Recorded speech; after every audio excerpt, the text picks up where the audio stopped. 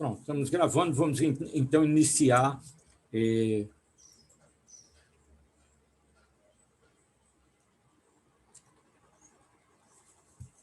a gente já fez, e a gente já viu na semana passada, a gente começou a discussão sobre a função de onda, né? Atribuímos uma função de onda, fizemos uma primeira interpretação. Eu acho que eu tenho aqui mais detalhado o que a gente viu, o que falta fazer. E aí a gente falou de uma equação de onda, né? A gente fez, pronto, foi isso. A gente fez teve uma motivação aí em termos de conservação de energia, interpretando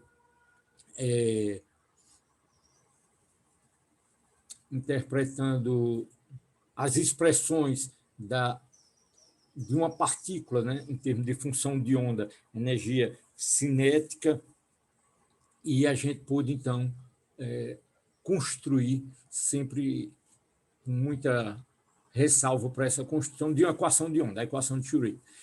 A interpretação probabilística de Max Born, a gente fez uma pequena revisão, conceitos de probabilidade. Eu falei para vocês, sem muito detalhe, só apresentei a transformada de Fourier, né? Teorema de Fourier, e a gente falta falar o quê? Essencialmente de normalização, momento, tem uma maneira de apresentar momento, e depois a gente generaliza falando de operadores de uma maneira geral. E mencionar o princípio da incerteza, ainda associado isso à matemática de Fourier, e depois, mais na frente, a gente volta, então, para uma discussão mais detalhada do princípio da incerteza. Muito bem. Em seguida, porque a gente vai resolver a equação de onda para alguns sistemas, tá certo? Primeiro, a gente vai escrever a equação de onda, que a gente viu agora, ela é dependente do tempo, tem o termo de energia total, é uma derivada temporal da função de onda, e a gente vai, então, separar a solução, vamos começar a trabalhar nesses tópicos mais avançados. Muito bem. Então, concluindo hoje, como eu disse, deve ser uma aula pequena, porque eu não quero entrar já na solução, lembrando um pouquinho o que a gente falou na aula passada. Eu acho que é importante ter clareza desse conceito. Se você disse que isso aqui é a sua função de onda, um psi de x e t, e essa aqui representa, então, a densidade de probabilidade, tá certo? Sempre lembrando, né? Deixa eu tentar fixar essa ideia aqui, ó. Isso é uma ideia bem clássica. Imagine que você tem aqui uma reta real, números reais aqui, um eixo no espaço real. Então, se você quiser saber, ó, você tem infinitos pontos aqui, todo mundo entende bem isso, que você tem infinitos pontos nesse trecho aqui, entre esse ponto, sei lá, entre A e B, você tem infinitos pontos. Qual a probabilidade de você encontrar sua partícula, independente de qualquer que seja a função de onda que eu tenho aqui, uma função de onda aqui qualquer, qual a probabilidade de encontrar essa partícula exatamente nesse ponto aqui? Exatamente nesse valor. Eu dou a resposta. A probabilidade é zero. Porque, veja só, a continha que a gente fez, né, de probabilidade é o quê? A probabilidade é você de encontrar um valor J, né, a gente viu um caso discreto, valores finitos, vezes o número de NJ dividido por a probabilidade desse valor J dividido pelo número total.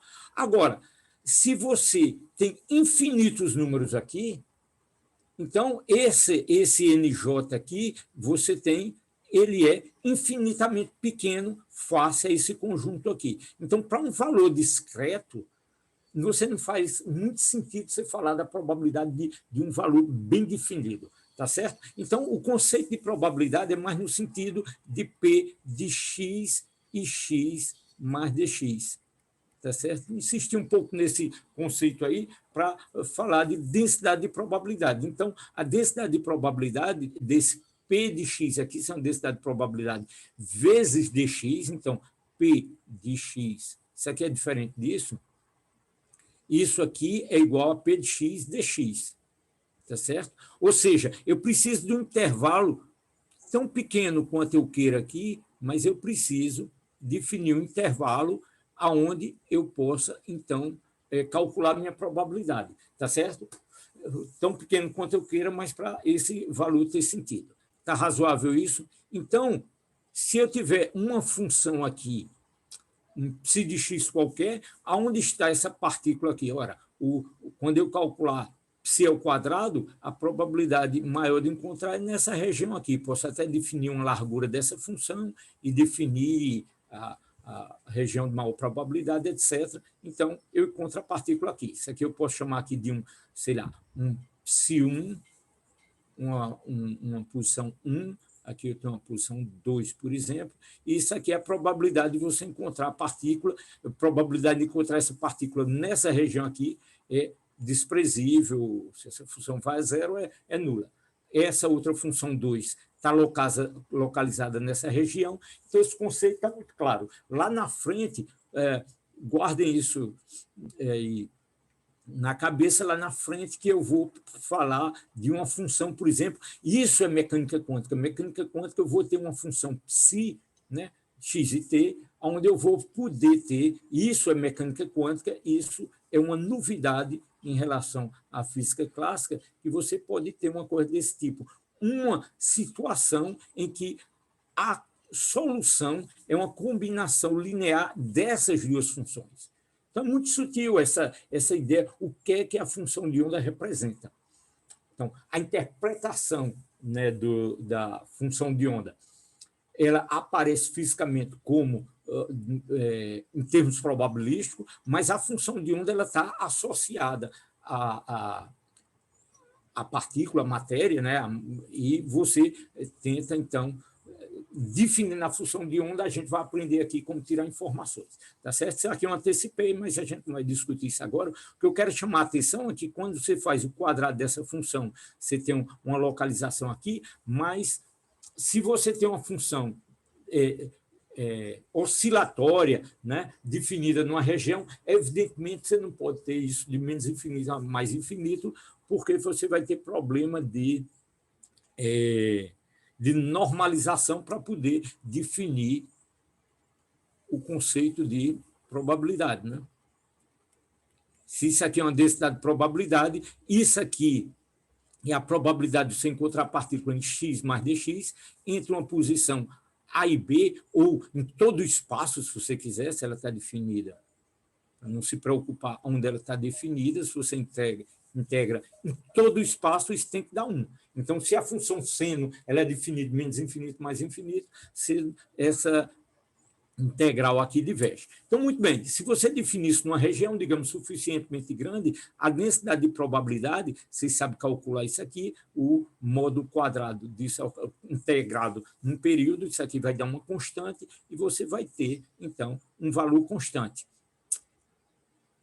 Aqui também. Então, você veja que é sutil esse conceito, você pode, qual a probabilidade de encontrar a partícula. E o que está atrás disso? Está atrás disso é o seguinte, se eu disser aqui, olha, minha função de onda é essa, onde está a partícula? Ela deve estar por aqui, nessa posição.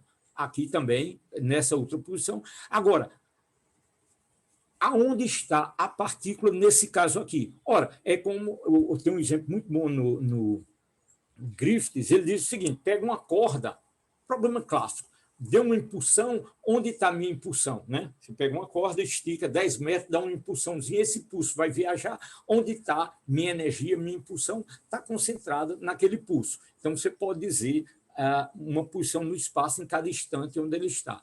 Se você faz essa corda oscilar, aonde está a sua impulsão? Está em toda a corda, tá? Você pode definir um comprimento de onda, então você pode dizer que essa onda está ao longo de toda a corda. Então, você não pode falar de uma localização da onda.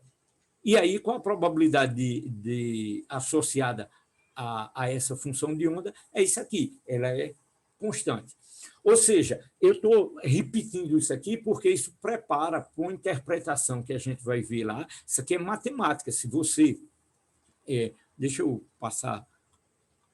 saltar aqui e vir para cá, para essa função que a gente está falando aqui. Pegue um seno, um cosseno, que está aqui, onde está a partícula, ora, ela está delocalizada. E essa delocalização vem do fato de que o K é muito bem definido. Você tem um comprimento de onda muito bem definido, portanto, tem um K, um vetor de onda, K2π sobre lambda, muito bem definido. Então, no espaço de frequência, você tem uma informação muito precisa, você tem uma definição no seu espaço.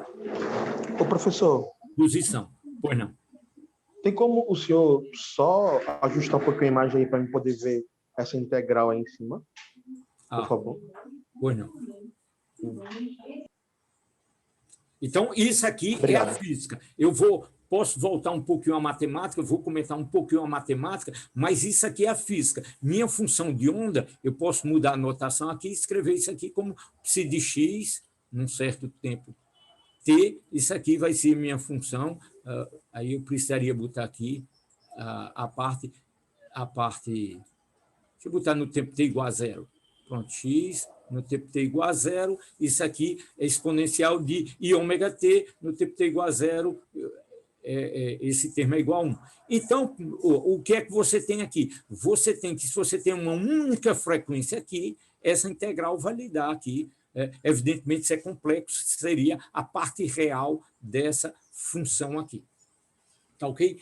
Chamando a atenção que a função, as funções de onda, você pode ter uma função, representar uma função, usar uma função real, em certos casos a gente vai ter um exemplo hoje que a gente vai usar uma função real, mas, em geral, essas funções são complexas e tem muito cuidado na hora de operar, porque o termo de fase tem que saber somar, se você tiver que fazer operações com números complexos, tem que ter só uma certa atenção, tá certo? E aí, outros exemplos, vamos fazer um exemplo, hoje eu trouxe, então quero que vocês ganhem intimidade com essa operacionalização e a gente vai fazer esse caso aqui.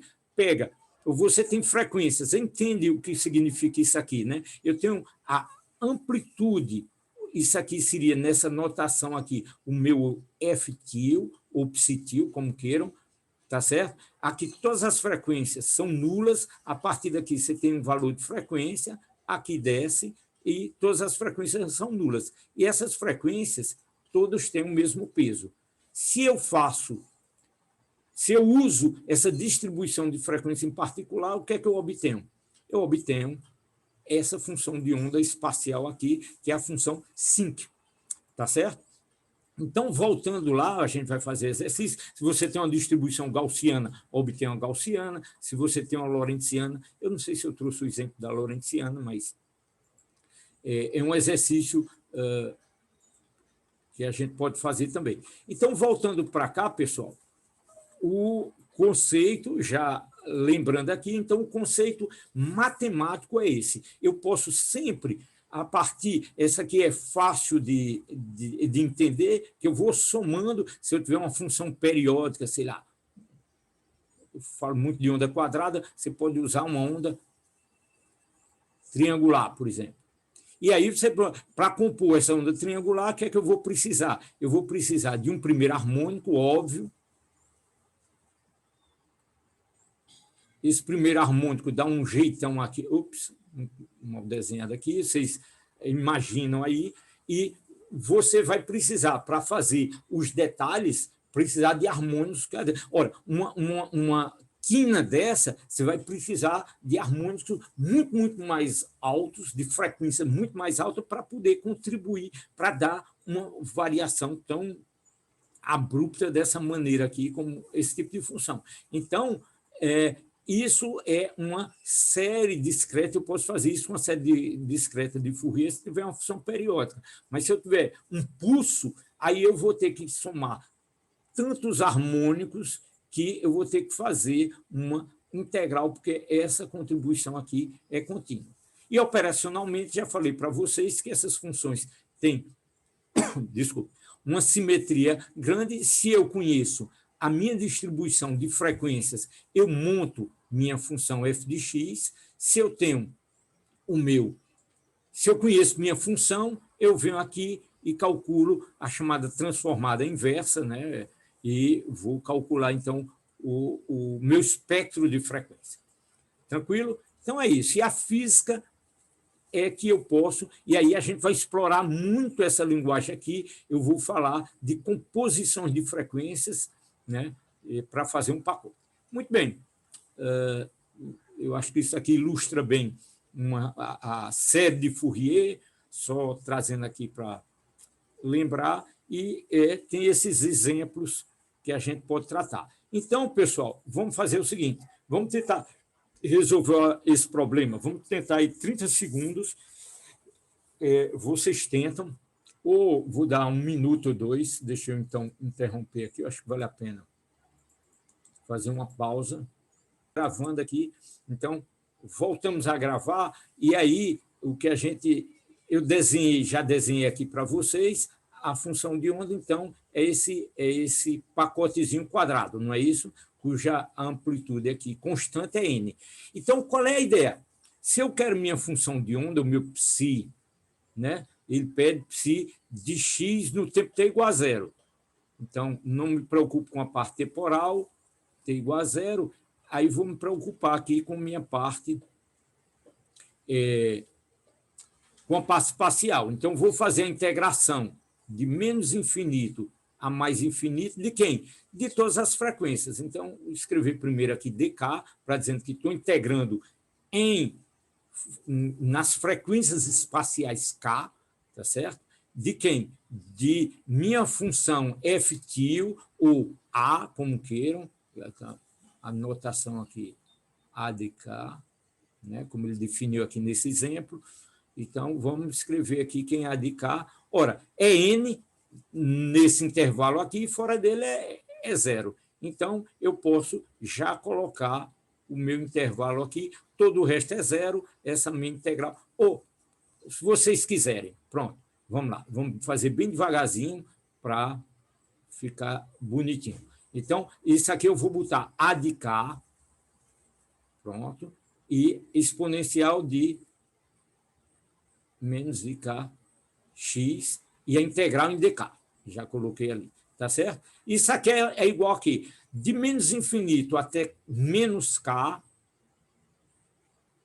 isso aqui, de menos infinito até menos k, é zero. Então, eu começo em menos k. Ele começa a ter valores diferentes de zero, entre menos k e k. Então, fora desse intervalo aqui, eu sei que minha integral vai dar zero. E esse valor é quem? É n é elevado a menos ikx dk. A integral é no número de onda. Tranquilo? Agora é resolver essa integral aqui. Aí, veja só, resolver essa integral até eu sei fazer, que é integral, n é uma constante, a integral de exponencial é ela mesma, dá o quê? Dá e elevado a menos i kx, não é isso? E quando eu derivo isso aqui, esse número aqui, quando eu derivar, tem que dar esse carinha. Quando eu derivar, vai sair, eu estou derivando em relação a k, vai sair o menos ix, não é isso? Menos ix. Menos ix, que quando eu derivar, esse cara aqui se anula. E vou substituir entre menos k e mais k. Tranquilo? Aí o que é que eu obtenho aqui?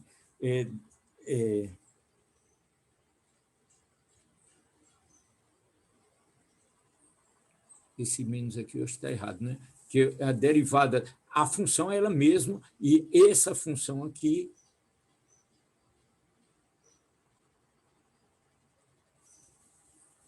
quando eu derivar, vai aparecer Tá certo isso? Então, vamos lá. Deixa eu continuar aqui. E x... Estou numa dúvida aqui no sinal, eu vejo daqui a pouco. E vou substituir aqui. Olha, a minha notação aqui, deixa eu melhorar a minha notação. Isso é um K minúsculo. E eu vou substituir, isso aqui eu devia ter tido mais cuidado, isso aqui é um K maiúsculo. Então, eu tenho E elevado a menos I kx menos E elevado a menos com menos dá mais I kx. Esse K maiúsculo aqui. Tá certo? Agora, vejam só. Não sei se vocês reconhecem isso aqui, mas isso aqui... lembra da expressão, deixa eu lembrar para vocês aqui, elevado a iθ, a expressão de Gauss é o quê? É cosseno de θ mais I seno de θ, não é isso? E aí eu posso tirar quem é cosseno de θ, por exemplo, cosseno de θ seria quem? Cosseno de θ, eu teria que somar, eu tenho que fazer desaparecer esse termo aqui, então eu tenho que somar esse cara aqui com menos isso aqui, então vou somar E elevado a iθ, E elevado a iθ, mais E elevado a menos iθ. Se eu boto um menos aqui, aparece um menos aqui. E aqui eu somo os dois, dividido por 2, dá o cosseno. Eu vou fazer em detalhe para o seno, que talvez seja um pouco mais sutil.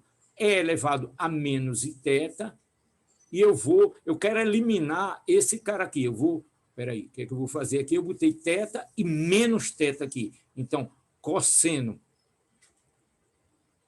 bem cuidadoso aqui, que é mais sutil aqui, menos θ, menos I seno de menos θ. Quando eu somar esse cara com esse cara, quando eu subtrair esse cara desse cara aqui, cosseno de θ, cosseno de menos θ é a mesma coisa, dança esse com esse, sobrou quem? E elevado a iθ menos E elevado a menos iθ. É isso mesmo? E aparece um fator 2i aqui. Esse aqui é o seno de θ. Esse cara, tá certo isso? Seno de θ, seno de menos θ, muda o sinal aqui, mais com mais, somou, ficou 2 vezes esse termo aqui, então seno de θ é essa expressão. E elevado a menos iθ mais iθ, e aqui você tem o meu I no denominador. Isso aqui, na verdade, é 2 vezes o seno, então, isso aqui vai me dar, então, se eu boto esse I aqui embaixo, então, isso aqui é o seno de θ. Tranquilo? Então, tá certo isso? 2 seno de θ, não, professor? 2 seno de θ, não é isso? 2. É porque o 2 está aqui. Se eu quero... Não, deixa o 2 quietinho aqui. Se eu quero multiplicar aqui por 2, eu multiplico 2 aqui. Isso aqui é 2 seno de θ. Muito bem. Então, fica 2n seno de θ. Quem é θ? É kx sobre x. Não é isso? Está certo isso? Acho que está. Show. Não. Vocês verificam, mas é essa função que eu quero. Isso aqui é chamado seno de x sobre x. Isso aqui é o meu... é a minha função sinc. Se vocês eventualmente quiserem botar um k aqui, para ficar o mesmo argumento aqui, você dividiu por k, multiplicou por k aqui. Então, tanto faz como vocês queiram representar, e essa função não vou desenhar porque ela está aqui em cima, bonitinha. Ou seja, é uma função seno modulada por uma função 1 sobre x. Vocês entendem isso, que uma modulação vai matando, né? Aí tem esse jeitão aí, é fácil de entender. Está razoável isso, pessoal? Então, esse tipo de exercício que a gente... É fácil, evidentemente, tem uma matemáticazinha, tem um traquejozinho aqui em lembrar essa expressão de Euler, né? Essa notação exponencial para seno e cosseno, mas está aí a solução. Então, veja só, o ponto importante que eu quero chamar a atenção aqui é em termos de pacote. Se eu tenho um pacote razoável, né, quanto maior for o meu... Se eu conseguir copiar, quanto maior for essa distribuição aqui, quanto for o meu K, essa largura desse pacote, que é a largura do meu pacote aqui? 2K, tá certo? Então, o meu ΔK é igual, nesse caso aqui, igual a 2K, tá certo? De mais K até menos K, essa distância aqui é 2K. Muito bem. E se eu tenho, quanto maior for essa largura do pacote, mais componentes eu vou ter no espaço de frequência, mais estreito vai ficando minha função aqui. Eu vou compondo um pacote mais estreito nessa distribuição. Vou cortando, quanto maior o meu ΔK, quanto maior o meu K, eu vou cortando mais fortemente com a função 1 sobre x, né? Função 1 sobre x. Ops, deixa eu fazer isso um pouquinho mais cuidadoso. Quem é a função? Quem é a função 1 sobre x? Tem esse jeitão aqui, né? Então, quanto mais violento for essa função aqui, quanto mais eu estreito, mais eu diminuo esse pacote, tá ok? E aí, o que eu posso argumentar é que quanto mais largo for esse meu pacote de frequências, mais apertadinho aqui vai ficar o meu pacote. Quanto mais fino for esse pacote aqui, quanto o ΔK for menor aqui, essa função ali vai ficar lá, e quanto mais longe ela tiver, mais essa função aqui eu vou ter contribuições, tá certo? E no limite em que esse pacote vai para infinito, isso aqui fica uma reta, eu tenho contribuições de... Não, desculpa, é o contrário, o raciocínio que eu quero. Quanto mais largo, mais estreito no espaço no espaço de coordenada, de posição. Aqui, quanto mais estreito aqui, mais eu tenho uma função, um K pequenininho, bem definido aqui, eu vou me aproximar, então, de uma função seno, tá certo? Nesse limite Bom, aí teria que ver o limite do seno de x sobre x, tá ok? Mas eu espero que vocês achem isso intuitivo, que essa relação entre ΔK e ΔX tem uma relação bem definida. Então, você pode matematicamente tirar uma relação que, matematicamente aqui, né, nesse caso aqui, ΔK e ΔX é 4π, e a gente vai chegar lá na frente, na aula, uma relação de incerteza entre momento e posição. Ora, o K está relacionado com o momento, P é igual a H cortado, a menos uma constante, H cortado K. Então, essa relação entre momento e número de onda é uma relação linear direta, mas eu queria trazer para cá, para vocês, essa motivação matemática. Ou seja, o que é que tem de profundo quando você associa uma onda a uma partícula, quando você constrói uma mecânica ondulatória? É o fato de que você, tendo uma onda, você tem que raciocinar, porque se você raciocinar em termos de partícula, você vai dizer, a incerteza em posição, existe uma incerteza, um produto, posição, momento, que é igual a uma constante. Quanto mais preciso o momento, mais incerteza na posição. Isso não faz sentido clássico, porque quanto mais eu conheço a posição da minha partícula clássica, Se eu conheço bem a posição dela, eu sei, olhando ela no tempo, eu sei dizer muito bem a velocidade dela e sei dizer muito bem o momento dela. Então, quanto melhor eu conheço a posição, melhor eu conheço o momento. Porque é uma descrição pontual, discreta. Aqui o raciocínio é outro. Se você raciocina classicamente, você encontra uma solução clássica. Aqui, se você entende que você está construindo uma mecânica ondulatória, você associa uma onda, então você tem que analisar essa composição de ondas que vai traduzir nessas propriedades. Então, se isso está razoavelmente claro, pense a respeito, a gente volta, então. As coisas básicas aqui, eu tendo uma função de onda, eu já tenho uma interpretação em termos de probabilidade e, se eu falo em termos de probabilidade, eu tenho que estabelecer essa normalização, essa função tem que ser tal que, quando eu fizer essa integral, tem que dar 1, por definição de probabilidade. Probabilidade é definido entre 0 e 1, número positivo entre 0 e 1. Então, se essa função não tiver normalizada, eu posso falar, sim,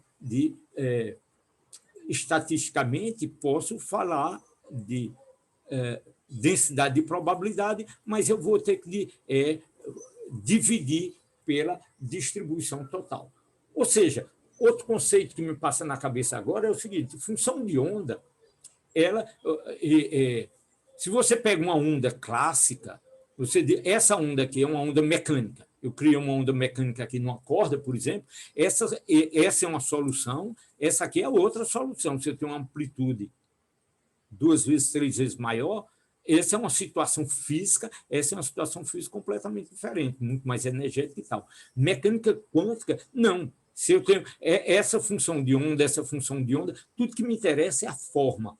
Por quê? Porque qualquer que seja a função de onda que eu use, eu vou ter que normalizar, e essa função de onda aqui, eu vou ter que ter alguma coisa que vai me dizer que, no fundo, eu vou ter que botar o devido coeficiente aqui e normalizar essa função. Isso a gente vai fazer. Então, qual o caminho?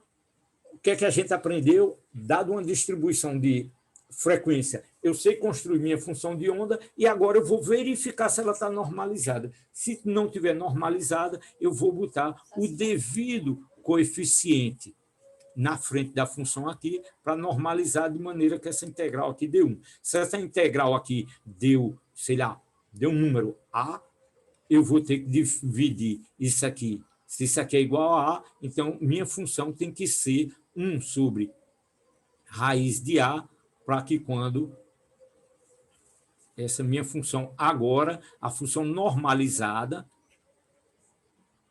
vou chamar isso aqui de linha. Então, essa minha função normalizada vai ser 1 raiz de A, porque quando eu faço essa integral, isso aqui deu 1. Razoável isso? Razoável. Pronto. Um pouquinho da parte conceitual. Eu trouxe aqui um pouquinho da parte conceitual, porque é importante a gente fixar algumas ideias para não ficar só operacional. Uma continha fácil eu trouxe aqui para vocês, que é o seguinte: se essa integral está meio apagada aqui, mas se essa integral de módulo de π quadrado dx é igual a 1, né, isso é melhor que não mude no tempo. Então, é uma densidade de probabilidade, a probabilidade, a partícula tem que estar em algum lugar, essa grandeza aqui é melhor que ela seja, que ela não varie no tempo. Então, a maneira de provar isso é derivar em relação ao tempo e ver se isso aqui varia. Ora, a matemática, agora a gente vai fazer uma matemática rápida, que é o seguinte: se eu tenho a derivada total dessa expressão toda aqui, veja que essa integral é em x. Eu não sei se eu disse para vocês, mas a gente vai estar sempre tratando, até que se fale o contrário, a gente vai estar tratando de casos unidimensional, né? Lá na frente eu posso tratar de funções de onda, psi de R e de T, mas, por enquanto, para simplificar a matemática, é melhor tratar em uma dimensão. Em geral, todos os livros fazem isso nessa apresentação inicial conceitual. Então, eu tenho uma variável espacial que eu estou fazendo na integral, essa derivada temporal pode entrar aqui na integral, eu passo a escrever uma derivada parcial em t, simplesmente para lembrar que essa função é função de x e t, estou derivando só em relação a t, e como é que fica essa derivada aqui? Ora, essa derivada que eu quero analisar, eu vou expandir, quem é esse módulo de psi ao quadrado? A gente sabe que se essa função ela é complexa, pode ser complexa, então o módulo de psi ao quadrado, isso aqui a gente viu, psi estrela, psi. Não é isso? É multiplicar pelo complexo conjugado. Então, estou escrevendo isso aqui explicitamente e eu vou fazer a derivada temporal de psi estrela, psi. Ora, isso aqui é um produto, o primeiro vezes a derivada do segundo, a derivada do primeiro vezes o segundo. Tá certo? Regra da derivada do produto, nada de extraordinário. Então, repetido aqui, a mesma frase, a mesma expressão matemática lá em cima, estou derivando em relação ao tempo, e a gente pode, então, separar o produto, porque eu lembrei que esse módulo de psi ao quadrado é psi estrela psi. Muito bem. Aí me aparece aqui um d psi dt, e me aparece um d psi estrela dt. Ora, eu sei lá da equação, eu sei IH cortado, d psi dt, isso é igual a... Como é?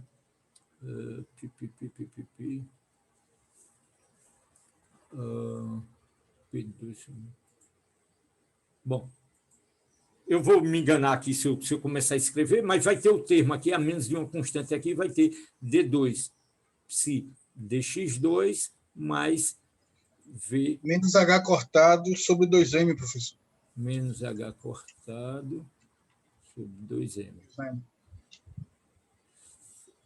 Só um aqui, né? Pronto. Tá certo? Então, está aqui a minha expressão. Aí, o que é que eu quero? Eu quero d psi dt. Só é multiplicar dividir todo mundo por IH cortado. Cuidado quando você divide por I e você obtém, então, essa expressão aqui. Isso nada mais é do que isolar o termo d psi dt da equação de onda, a equação de Schrödinger. Está todo mundo aqui? E eu posso fazer a mesma coisa aqui para psi estrela. Então, a mesma coisa. Só que quando eu calculo aqui faço psi estrela, tem que ter cuidado. Onde tem I, aparece um menos I. Tá certo? Então, o V corresponde a um potencial, esse potencial é real, então fica dessa maneira. Substituo esse camaradinha aqui, esse outro substituo ali, e tem o quê? Psi estrela, aquela expressão lá, a primeira expressão, e H cortado sobre 2m de psi, D2 psi dx2, menos I sobre H cortado V psi. A mesma coisa, eu tenho aqui o psi, aqui abro o colchete, e essa expressão eu substituo aqui. Ora, aqui eu tenho, vejam só, esse V é um número real. Então, eu tenho aqui psi estrela, psi, né? E eu tenho aqui psi estrela. É a mesma coisa, porque eu estou multiplicando por um número real por V. Então, esse sujeito dança com esse sujeito aqui. Então, sobrou essa derivada segunda e essa derivada segunda. Derivada segunda. Psi estrela vezes a derivada segunda em relação a x de psi, psi, a derivada segunda de psi estrela. Arrumando. Estou repetindo aqui para ficar. Deixa eu puxar isso para cá. Então, repetiu a primeira frase que estava ali, a mesma expressão, e está aqui. Então, que psi estrela vezes a derivada segunda em relação a psi, a menos dessas constantes, está claro o que está sendo feito aí, não é isso? Agora, vejam só, isso aqui é uma constante, eu posso botar todo mundo em evidência, e fica aqui o operador, eu posso botar esse operador D, vejam se vocês acompanham aqui, eu posso botar esse operador D de x em evidência, e eu quero reencontrar isso aqui. Para reencontrar isso aqui, eu vou ter um termo. Evidentemente, fica esse fixo,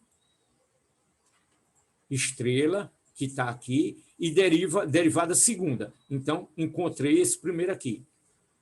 Eu posso operar aqui e vou encontrar esse termo aqui. Mas vai ter um termo que vai ser o quê? D psi estrela, eu vou derivar esse primeiro termo, ou seja, vai aparecer um termo D psi estrela dx, D psi dx.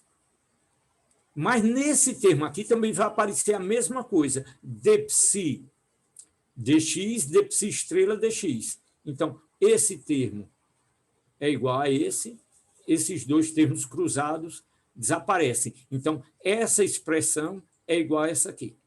Razoável isso? Então, muito bem. Se eu partir da aplicação, da definição de modo de psi quadrado, como sendo psi estrela, psi, e aplicando para psi dt, para cada um, a equação de Schrödinger, eu chego a essa expressão aqui, fazendo uma pequena matemática de regrinha de derivação. Muito bem. Agora, o que é que eu faço aqui agora? O que eu vou fazer aqui agora é o seguinte, eu vou integrar, né? Então, a expressão original que eu tinha era essa, que então era a derivada dessa integral de menos infinito dessa função, coloquei minha derivada parcial e transformei isso aqui numa derivada em relação a x. Todo mundo entendeu isso, todo mundo concorda que eu agora tenho uma derivada em relação a x. Essa constante eu posso botar para dentro, é conveniente, eu posso deixar fora, não interessa. O que eu tenho é uma derivada em relação a x, desculpa, vou recomeçar a minha frase. Eu tenho uma integral dx de uma função que é a derivada em relação a x. Ora, qualquer que seja a função, se eu tenho a integral dx de d dx de uma função f qualquer, isso aqui é a própria função f. Concordam? Porque derivada integral são funções inversas. Então, eu recupero essa minha função aqui. Ora, essa função que eu recupero nos limites menos infinito e mais infinito, o que é que dá isso aqui? Dá zero. Por que dá zero? Porque essas funções, para elas terem significado físico, ela tem que ter a função psi, e evidentemente, psi estrela, tem que ir no infinito e para zero, porque tem que valer a interpretação probabilística. A função ela não pode ir para infinito com um valor finito, né? Ela não pode divergir. Então, para ela convergir, ela tem que ser bem comportada no sentido de ter deriváveis e tudo, mas que ela tenda a zero para mais ou menos infinito. Então, se essa função ela tende a zero, essa função tende a zero, isso aqui é igual a zero. Ou seja, mostramos que a gente queria que essa função ela é invariante no tempo. Ok? Só para dizer que a probabilidade é uma continha razoável, a gente mostra isso. Muito bem. O que é que a gente vai discutir agora? Vamos discutir agora, já que a gente viu que esse modo de psi quadrado, a gente interpreta isso como uma densidade de probabilidade, então eu vou usar aquilo que eu usei há pouco de estatística, ou seja, eu sei calcular o valor médio de uma variável fazendo aquela média ponderada. Se for uma variável contínua, essa média ponderada é feita fazendo a função, sei lá, do tipo, por exemplo, posição, ρ de x, dx. Se isso aqui é uma densidade de probabilidade, isso aqui vai me dar o valor médio da função x. Esse é o conceito que a gente viu lá na revisãozinha para valores discretos, e quando generalizou lá era a soma de J, N de J sobre N de J sobre N é P de J. Então, essa média, essa soma de J, P de J, essa média me dá o valor médio de J. Se a variável é contínua, eu substituo a minha soma por uma integral, a gente já viu isso. Eu só vou aplicar esse conceito de estatística à minha definição de um valor que a gente vai chamar de valor esperado. Qual o valor que eu espero para a posição da partícula, para a posição X. Então, a notação aqui é esse colchete para o chamado valor esperado, e se isso aqui é uma densidade de probabilidade, é uma aplicação desse conceito estatístico. Tá certo? Razoável isso? Aqui a gente chamou lá atrás de ρ de x a densidade de probabilidade, aqui é o P de x, que é o módulo de psi ao quadrado. Tranquilo? Então, estamos indo bem devagar. Agora, veja só, deixa eu me adiantar um pouquinho aqui e escrever isso aqui de uma maneira que vai ser útil daqui a pouco. Acho que é importante já adiantar. Vocês concordam que eu posso substituir isso aqui por psi estrela psi? Então, eu vou, se vocês permitirem, eu vou já escrever isso aqui da seguinte maneira. Integral de menos infinito mais infinito de psi estrela x psi dx. X de psi de x de t, para ser cuidadoso. Tá certo? Ficou feio. Pesada a anotação aqui. Deixa eu evitar. Perdão.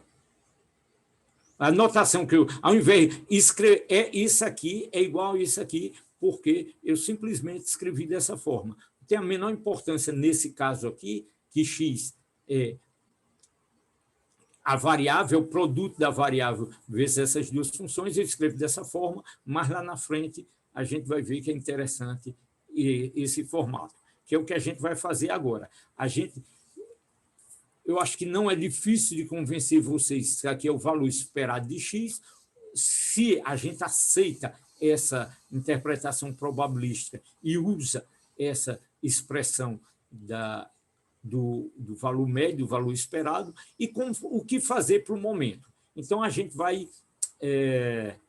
conjecturar, vai supor, vamos estabelecer que eu posso, então, calcular a velocidade, assim como eu faço com o momento clássico, que é o meu momento clássico, o mv. O v é dx dt. Então, o que é que acontece se eu calcular a derivada dx dt? Eu vou poder associar isso um v médio. Então, é isso que eu estou supondo, e vamos fazer a matemática aqui.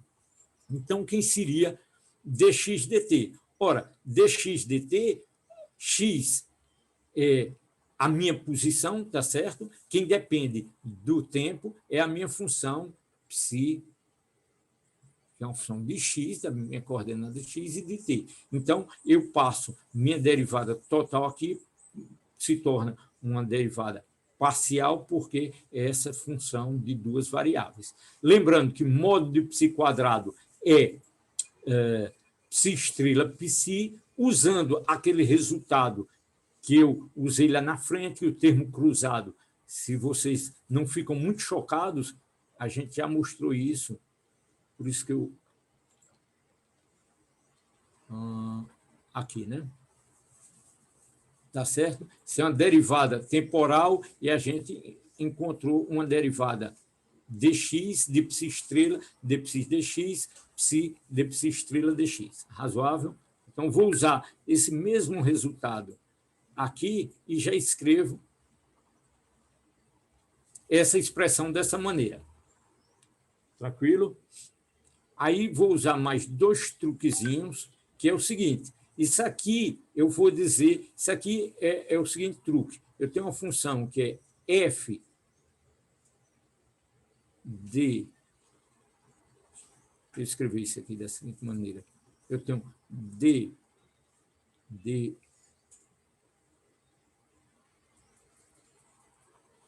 dx de uma função fg.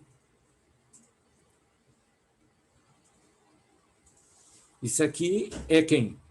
É df dx vezes g mais f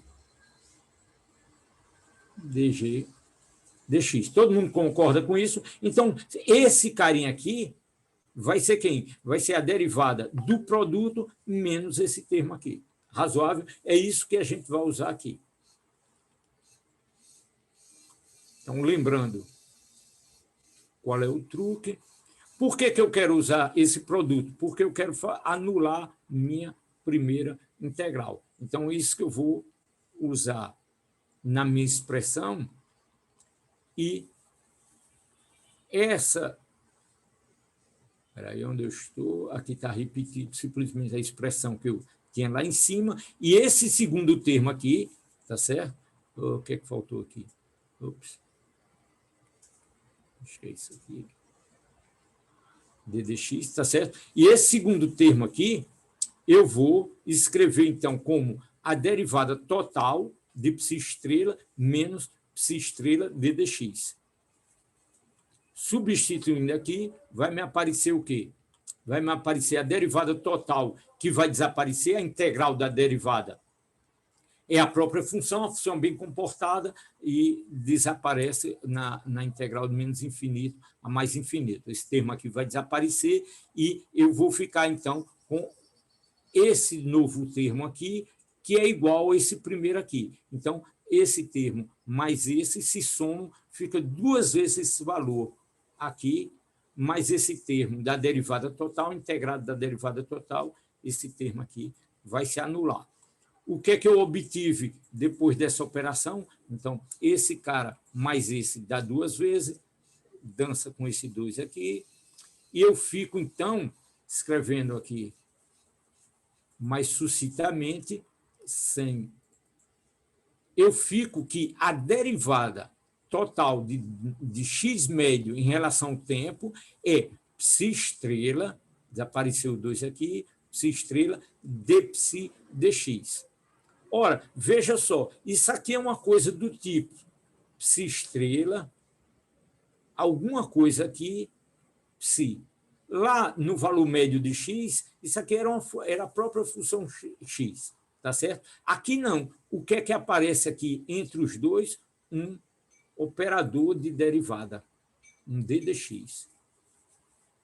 Ora, se eu quero interpretar agora isso aqui, dar um significado a isso aqui, eu vou dizer que o valor de V nada mais é do que essa operação psi estrela e usar esse operador de derivada nessa forma aqui. Tranquilo? Ora, se eu lembro que eu resgato a noção de momento clássico, P igual a mv, basta multiplicar aqui por m, m dança com m, eu fico, então, que o valor médio de P, né, que isso aqui é V, se eu multiplicar aqui por m no lado esquerdo e do lado direito, então isso aqui é mv, isso aqui é o valor esperado de P. Então, está reescrito aqui, o valor esperado de P é igual a quê? Menos I, H cortado, psi estrela, de psi dx, dx, integral. Né? Ok?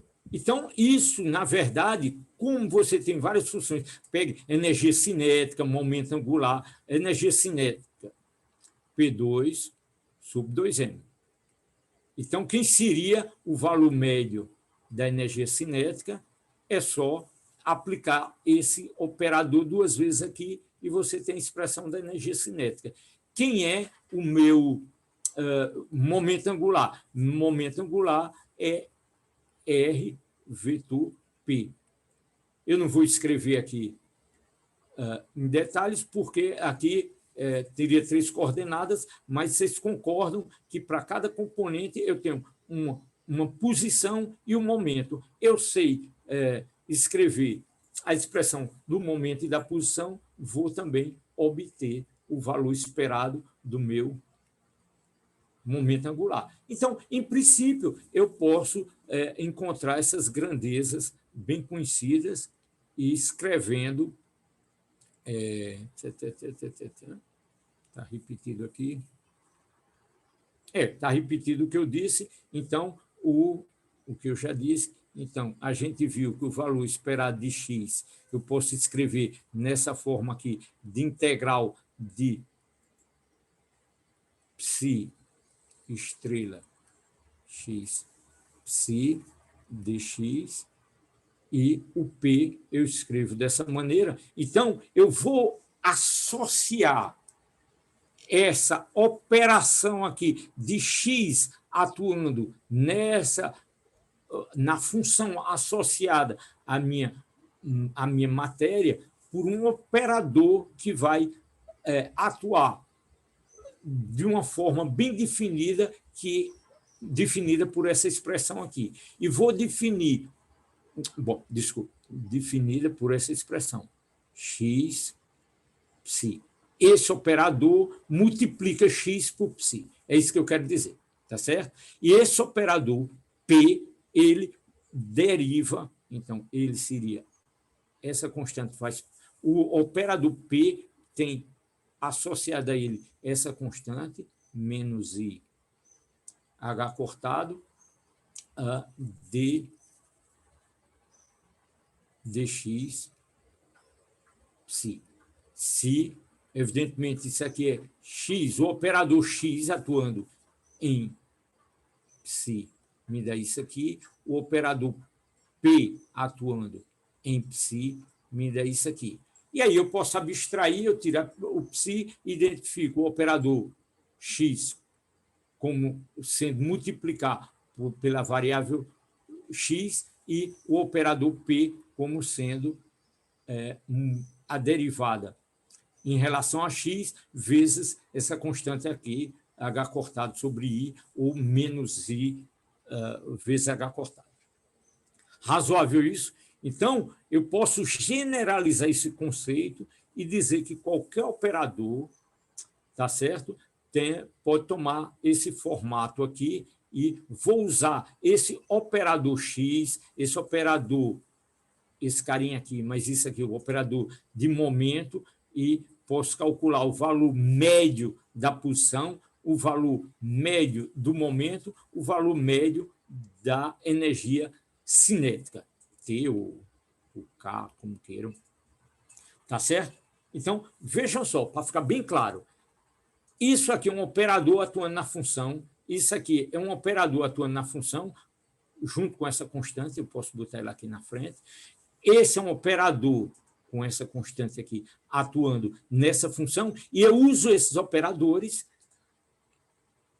para calcular valores médios. O valor médio é o quê? É o conceito da função, tá certo? Vezes a densidade de probabilidade. Mas associando a um operador a cada uma dessas grandezas, posição, momento, energia cinética e assim por diante, todo mundo viu o que foi feito aqui, né? Se você tem que P, o operador associado a P é quem?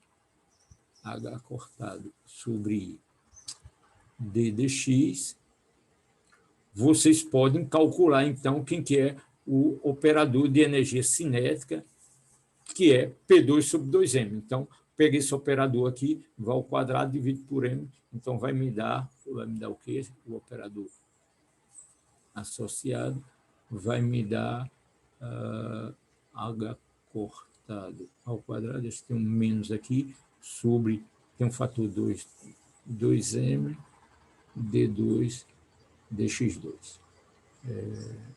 Eu acho que é isso aí. Razoável? Então, é isso aí, pessoal.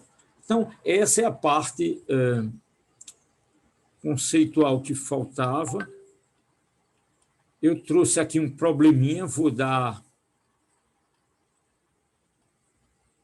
alguns minutinhos para vocês. Tente fazer isso aqui. Olha, eu trouxe para vocês uma função. Como é que a gente normaliza essa função? Como é que eu normalizo isso aqui? Se eu der um espectro de frequência, você faz a integral de Fourier e obtém o meu psi de x.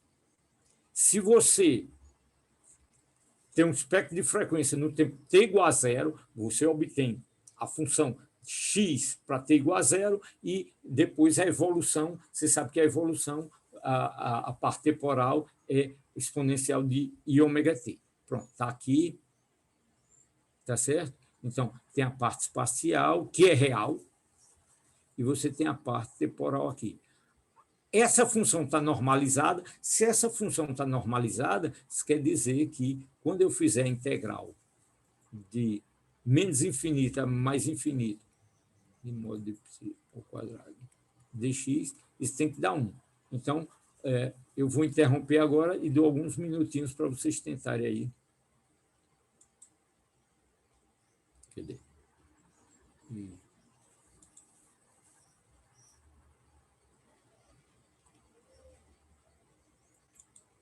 Deixa aberto lá, professor, para a gente ver. Vou deixar. É que ele...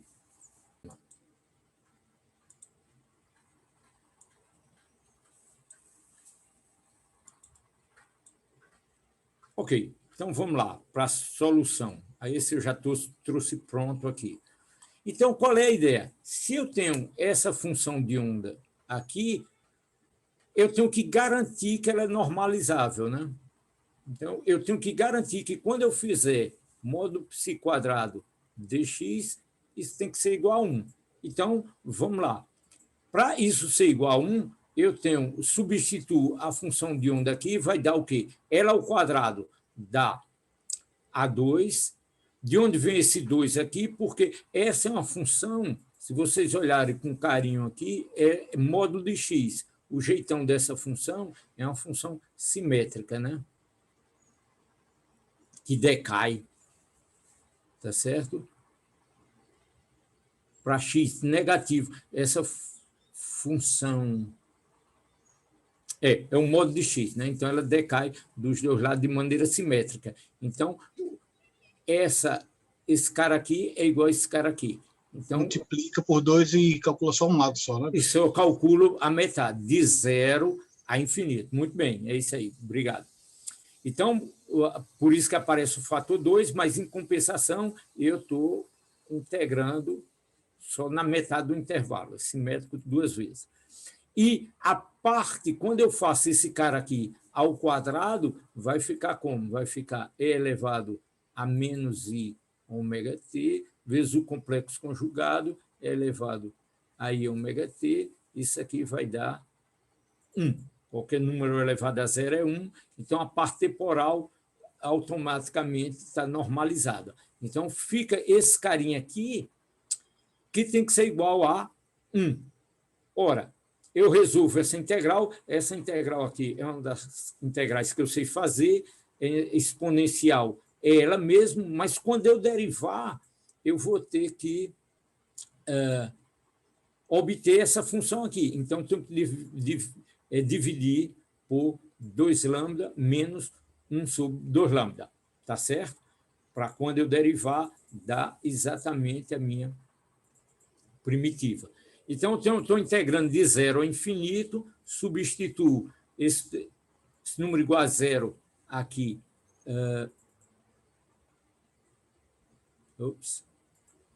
Não, a infinito. O que dá 0 é infinito. Isso aqui, quando vai para infinito, essa função vai a 0, não é isso? E, quando é igual a 0, isso aqui vai igual a 1 e fica, então, menos 1 sobre 2λ. Tá, ok? Então, 2 módulo de A ao quadrado é igual a 0. Esse 0 vem do infinito, e esse termo aqui, isso aqui fica igual a 1 quando vai igual a 0. E, então, eu tenho 2A ao quadrado vezes 1 sobre 2λ. Então, A2 sobre λ é igual a 1. Esse 2 dançou com esse 2. Ou seja, o A é igual a raiz de lambda. Então, quem é o meu fator de normalização? Raiz de lambda. Quem é minha função? 1 sobre a raiz de lambda é elevado a menos lambda norma de x vezes a parte temporal. Tranquilo, pessoal? Feito a primeira parte. Feita a primeira parte. A segunda parte, é calcular o valor esperado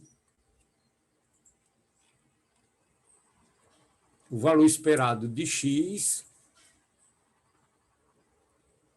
e o valor esperado de x2.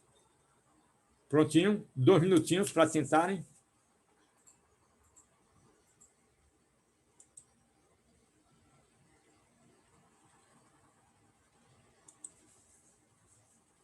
Alguém conseguiu calcular o x médio? Vai ganhar um bombom. Quem se... Porque vou mostrar a vocês que é fácil fazer. Mas tem um truque, né? Claro, Beleza, sempre tem um truque, né? Sempre tem um truque. Pessoal, o truque é o seguinte: essa primeira parte eu sei fazer porque é fácil. Em que sentido é fácil? Porque eu vou calcular, aí como vocês disseram, tem que ser disciplinado e obediente, fazer exercício, disciplina intelectualmente. Você tem que ser criativo, tem que pensar fora da caixa e tal, mas você tem que dominar as ferramentas. E para dominar as ferramentas, você tem que criar a estrutura cerebral, você tem que fazer as conexões, que aquilo se torne uma coisa natural para você. E você só vai se tornar natural esses conceitos se você fizer muito exercício, né? Então, está aqui, essa é a definição. Então, disciplina intelectual, vem aqui, aí eu vou escrever. Veja só que coisa interessante, como essa função ela é real, não tem parte imaginária, então psi estrela psi, ó, ficou aqui, tá certo? O quadrado é direto. Agora, vejam só, e o truque aqui é o seguinte, essa função aqui, vocês concordam que isso aqui é uma função par. Essa aqui é uma função ímpar. Então, vai ficar o produto de uma função par por uma função ímpar integrada num intervalo simétrico. Então, essa função ímpar ela está aqui e acá. Se o intervalo é simétrico, quanto dá essa integral? 0. Aí, digo para vocês que é importante para o próximo item. Aí, mesmo que você chegue na prova e tenha uma integral desse tipo e tal, você me pedir a integral, eu lhe dou. A prova, a avaliação, o teste, a lista e tal, é ir olhar na tabelinha e tal, se você quer saber qual é a integral de x eleva alfa x menos alfa x, isso a gente pega. Tem que ter cuidado que é um módulo aqui, teria que integrar os dois lados. Mas, nesse caso aí, é fácil por uma questão de simetria. Todo mundo concorda, então, que, nesse caso, minha função de onda ela é simétrica, então o meu valor esperado é 0. Por simetria também, raciocínio mais fisicamente. E o x2 está... Eu tenho que resolver essa integral aqui. Uma integral por...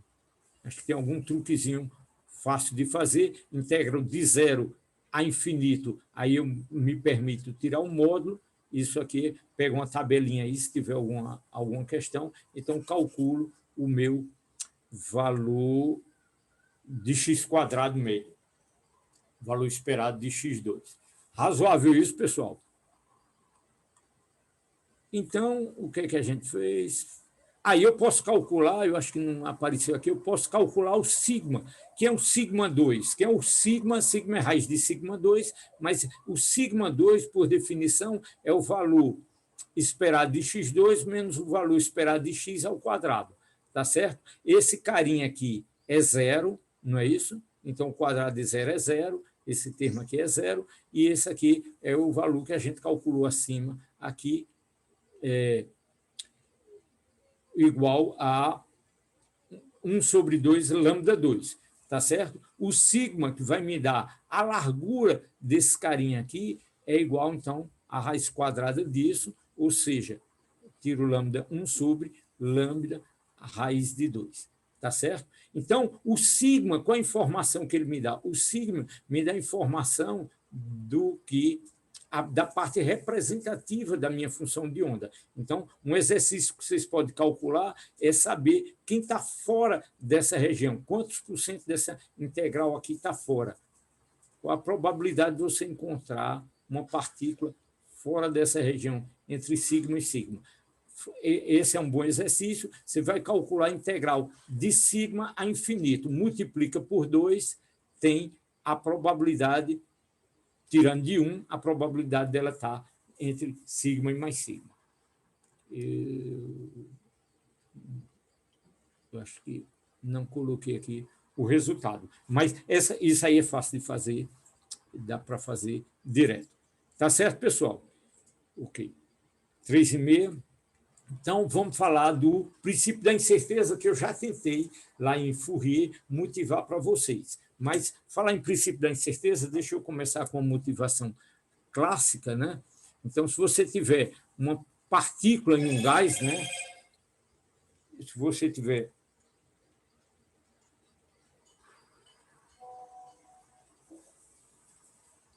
Se você tem uma partícula em um gás, você tem um conceito estatístico aqui, mas o conceito estatístico é ligado ao fato de você ter muitas partículas, mas, a priori, você pode pegar uma dessas partículas individualmente e acompanhar o movimento, definir posição, velocidade e acompanhar. Só que, em termos estatísticos, você tira valores médios porque você está tratando com um número muito grande de partículas, mas, em princípio, você sabe descrever uma precisão tão grande quanto queira, né, que a sua experiência permita calcular a evolução dessa sua partícula P. Em mecânica quântica, em mecânica ondulatória, você está associado a uma onda e, por construção, você não sabe dizer aonde está sua onda e existe, então, quanto maior a definição em K, maior a indefinição, né, no espaço K, quanto mais bem definida tiver essa função em K, a gente viu que menos definidos, maior a incerteza de onde está a sua onda. Então, existe uma relação entre matemática, que permite fazer uma composição de componentes K para obter uma posição X, e a gente mostrou lá uma relação entre ΔK e ΔX. K está associado com o momento, comentei isso lá antes, e você vai, então, ter uma relação de incerteza entre a largura do seu pacote em X, na posição, vezes o produto em P. Isso tem que ser maior ou igual a uma grandeza mínima. Note que isso aqui é a constante de Planck, que é um número extremamente pequeno. Então, a manifestação dessa natureza ondulatória se manifesta, como a gente já discutiu em outro contexto, numa escala muito, muito pequena.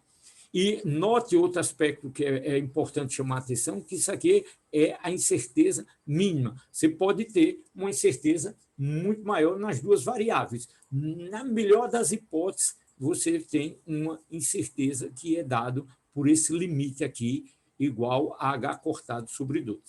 Tá certo?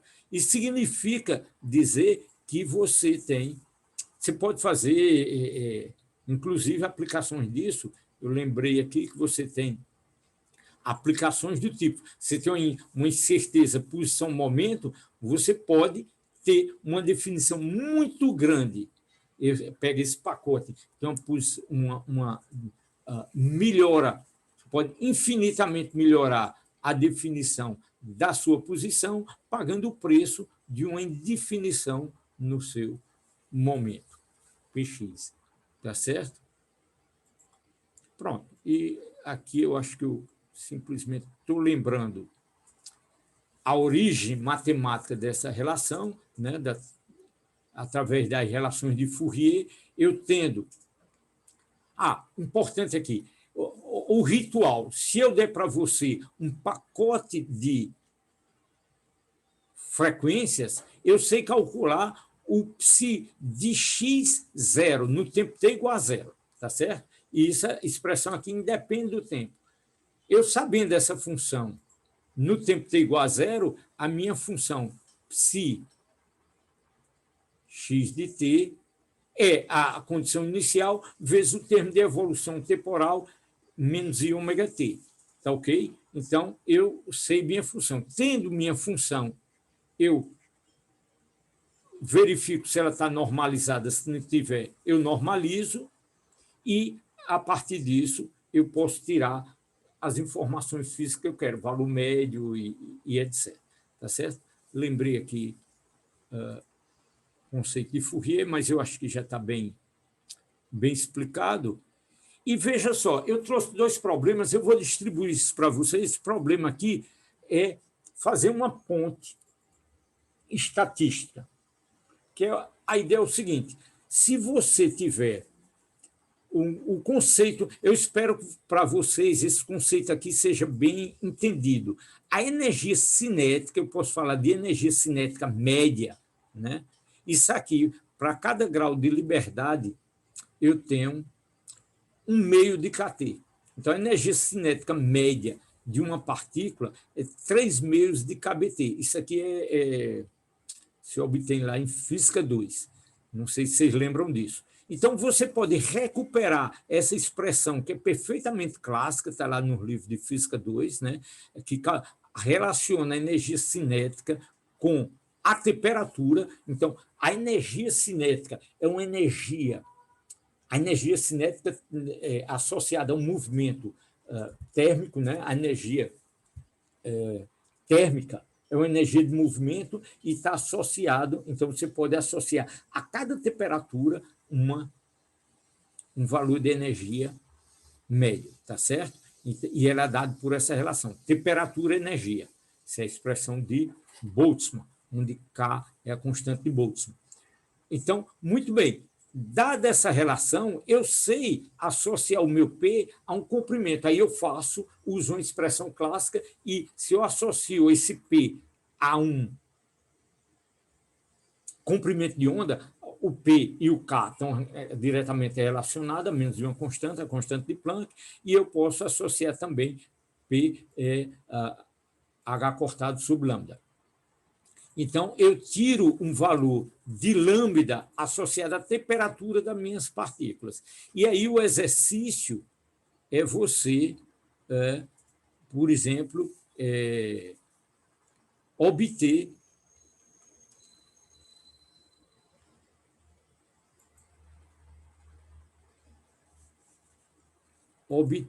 o valor para uma dada condição termodinâmica, obter a temperatura para a qual os efeitos quânticos são relevantes ou não. Então, você faz isso, tem aplicações, eu vou distribuir isso para vocês, isso daí. Elétrons, elétrons livres, né? um gás de elétron, são partículas muito leves, você vai encontrar, então, um valor de temperatura que as manifestações quânticas aparecem em temperaturas muito altas. Já para partículas, como está aqui, sódio, etc., eu acho que eu fiz aqui para o gás hélio. Então, você revisa essas contas e você veja que uma partícula mais massiva, como o gás hélio, você tem essas manifestações quânticas, elas aparecem a temperaturas muito baixas. Tá certo? Então, os efeitos quânticos vocês talvez já tenham ouvido falar de comportamentos quânticos de um gás hélio quando ele vai para temperaturas, ele fica superfluido, certas propriedades que aparecem a temperaturas muito baixas, em torno de 3 Kelvin. Tá certo? Agora, particularmente para o átomo de hidrogênio, você vai encontrar que essa temperatura ela é extremamente baixa. Né? Então, para o átomo de hidrogênio, você vai fazer essas contas e você vai achar que essas temperaturas são muito baixas para poder ter comportamentos quânticos, e como a temperatura de fundo, a radiação de fundo é 2,7 Kelvin, em torno de 3 Kelvin, né? Então, o hidrogênio, que é a partícula predominante do nosso universo, o comportamento é estritamente clássico. Acompanha as contas, é direto, e com isso eu encerro essa apresentação, porque o próximo tópico que eu vou falar para vocês, deixo para a próxima aula, que é falar da equação de Schrödinger dependente do tempo, supor uma solução separando, tem que ver com acho que é a notação que eu uso. um psi maiúsculo, eu vou ter um psi de x e, sei lá, um φ de t, propor soluções dessa forma e obter uma equação independente do tempo. E aí a gente vai estabelecer um ritual. Eu, dado um potencial, eu resolvo a equação independente do tempo, obtendo a solução, minha solução geral. Eu sei facilmente obter minha solução geral, porque eu escrevo dessa maneira. Então, esse psi de x vai depender estritamente do potencial que a gente vai estar tratando, mas o φ de t, a parte temporal, é uma parte bem conhecida, é uma solução, a gente vai mostrar que é uma solução do tipo e elevado a menos i ômega t. Tranquilo? Então, isso é cenas da próxima aula, e a gente, de toda maneira, o tempo está bem avançado, eu encerro por aqui. Se tiver algum comentário, alguma pergunta, eu estou à disposição. É só sobre a lista, professor, desse assunto aí. O senhor vai colocar hoje ou vai colocar... Eu coloco hoje, a que vocês me devem hoje é para hoje, viu, Larissa? Todos vocês. Então, a de hoje é hoje, mas o acordo que a gente fez, eu vou colocar a lista hoje, e aí fica para a próxima quinta. Não é isso? Foi a solicitação de vocês, tá? Para mim, deixa eu parar isso aí.